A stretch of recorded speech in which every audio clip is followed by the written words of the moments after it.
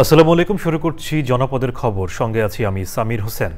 এখনকার এই সংবাদ আয়োজন একই সঙ্গে চ্যানেল আইয়ের ইউটিউব চ্যানেল এবং চ্যানেল আইয়ের ওটিটি প্ল্যাটফর্ম আই স্ক্রিনে লাইভ স্ট্রিম হচ্ছে। রংপুরের তারাগঞ্জে গণপিটুনিতে 2 জনের মৃত্যুর ঘটনায় দায়িত্ব অবহেলার অভিযোগে 2 এসআই সহ 8 পুলিশ সদস্যকে সাময়িক বরখাস্ত করা হয়েছে। গ্রেপ্তার হওয়া 4 আসামি 3 দিনের রিমান্ড মঞ্জুর করেছে আদালত। পুলিশ বলছে অন্য আসামিদের গ্রেপ্তারে অভিযান চলছে। এহসানুল হক সুমনের ভিডিও চিত্রে মেরিনা লাভলির রিপোর্ট। রংপুরের তারাগঞ্জে গণপিটুনিতে মুচি সম্প্রদায়ের 2 জনের মৃত্যুর ঘটনায় গ্রেপ্তার 4 আসামির 3 দিন করে রিমান্ড মঞ্জুর করেছেন আদালত।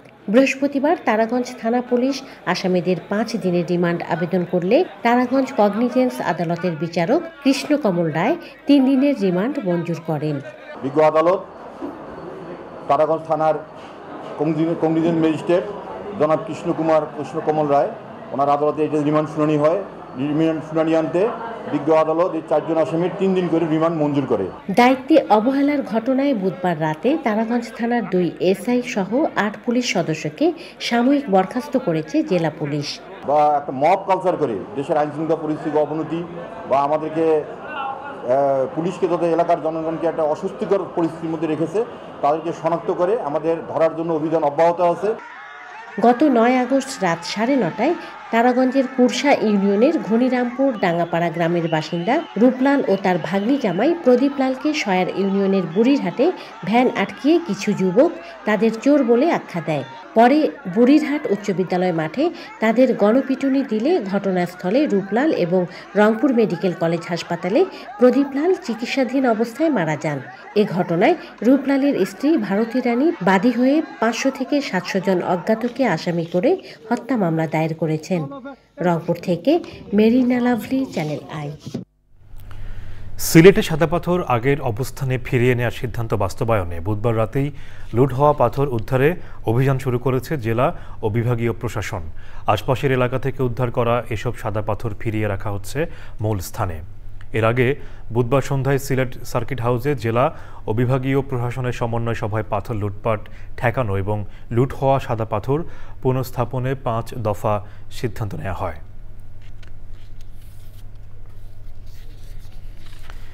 চিকিৎসা সেবায় বছরের পর বছর ধরে অবহেলিত চট্টগ্রামের একমাত্র দ্বীপ উপজেলা সন্দ্বীপের মানুষ। প্রায় 4.5 লাখ মানুষের বসবাস এই সমুদ্র বেষ্টিত জনপদে। জেলার মোট রেমিটেন্সের 11% আসে সন্দ্বীপের প্রবাসীদের কাছ থেকে। তবুও চিকিৎসা সেবা পাওয়ার ক্ষেত্রে তাদের ভাগ্যের কোনো পরিবর্তন আসেনি। সন্দ্বীপ থেকে জাহিদ হাসান শাকিলের পাঠানো তথ্য ও ভিডিও চিত্রে আল মুকসিদের রিপোর্ট। সন্দ্বীপ উপজেলার স্বাস্থ্য কমপ্লেক্স কাগজে কলমে 51 শয্যা থাকলেও বাস্তবে রয়েছে 20টি শয্যা। সেই সামান্য ব্যবস্থায়ও রয়েছে নাজুক অবস্থা। হাসপাতালে নেই কোনো বিশেষজ্ঞ চিকিৎসক, ফলে চিকিৎসা না পেয়ে ভোগান্তিতে পড়েছেন রোগীরা।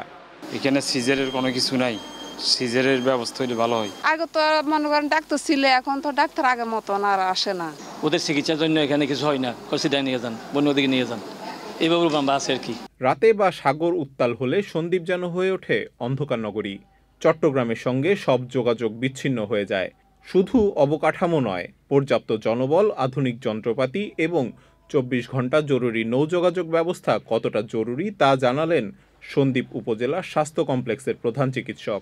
উপজেলা হাসপাতাল, 20 শয্যা হাসপাতাল, 10 শয্যা হাসপাতাল এবং 2টা সাব সেন্টার অনেক দূরে দূরে অবস্থান হওয়ার কারণে প্রতিটা কেন্দ্রে আমাদের চালানো লাগে। সেই জন্য আমরা যদি আরও চিকিৎসক পেতাম, 10 জনের মধ্যে অন্তত আরও 3 জন 4 জন চিকিৎসক পেতাম, তাহলে আমাদের স্বাস্থ্য কমপ্লেক্সটা খুব ভালোভাবে চলতো। প্রতিদিনই চিকিৎসার বাইরে থেকে যাচ্ছে দ্বীপের অসংখ্য মানুষ। জীবন রক্ষায় ন্যূনতম সুযোগ থেকেও বঞ্চিত হচ্ছেন তারা। সন্দ্বীপবাসীর দীর্ঘদিনের এই ভোগান্তি দূর করতে জরুরি ভিত্তিতে বিশেষজ্ঞ চিকিৎসক নিয়োগ, পর্যাপ্ত স্বাস্থ্য সরঞ্জাম সরবরাহ এবং সার্বক্ষণিক নৌযোগাযোগ ব্যবস্থা নিশ্চিত করার দাবি জানিয়েছেন স্থানীয়রা। আল মুকসিদ, চ্যানেল আই। তিস্তা, ধরলা, ব্রহ্মপুত্র ও দুধকুমার সহ উত্তরাঞ্চলের বিভিন্ন নদ নদীর পানি বেড়ে কুড়িগ্রাম ও লালমনিরহাটের বিভিন্ন এলাকা প্লাবিত হয়েছে। পানিবন্দী হয়ে পড়েছে কয়েক হাজার পরিবার। কয়েকদিনের টানা বৃষ্টি ও উজান থেকে নেমে আসা ঢলে কুড়িগ্রামের উপর দিয়ে প্রবাহিত তিস্তা, ধরলা, ব্রহ্মপুত্র ও দুধকুমার নদ নদীর পানি বেড়েছে। কুড়িগ্রামে পাটেশ্বরী পয়েন্টে দুধকুমার নদের পানি বেড়ে বিপদসীমা 6 সেন্টিমিটার উপর দিয়ে প্রবাহিত হচ্ছে। দুধকুমারের পানিতে নাগেশ্বরী ও ভুরুঙ্গামারী উপজেলার নদী তীরবর্তী 18টি ইউনিয়নের নিম্নাঞ্চল প্লাবিত হয়েছে। এতে ডুবে গেছে রোপা আমন বীজতলা, পাট ও বিভিন্ন মৌসুমি ফসল।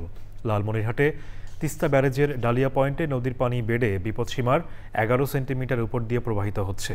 জেলার 4 উপজেলায় 9 ইউনিয়নের 20টি গ্রাম প্লাবিত হয়েছে। ক্ষতির মুখে পড়েছে রোপা আমন ও সবজি ফসল। গরু, ছাগল, হাঁস, মুরগি, গবাদি পশু ও আসবাবপত্র রক্ষায় চরম বিপাকে পড়েছেন এসব এলাকার মানুষ।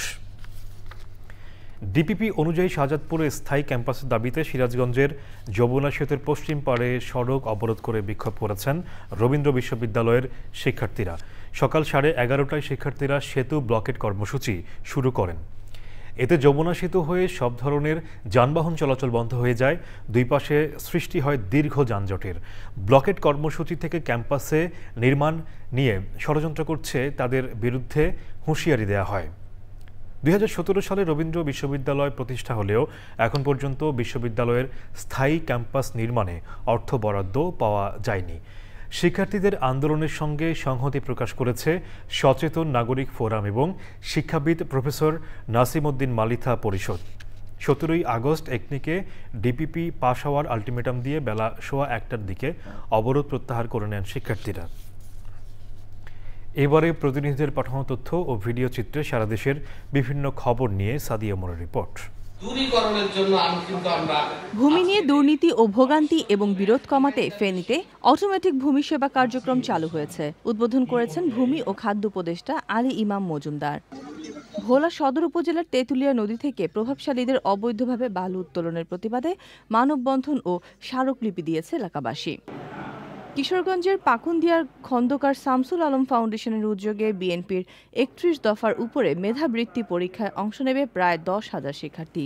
উপজেলার 10টি কেন্দ্রে একযোগে ওই পরীক্ষা হবে।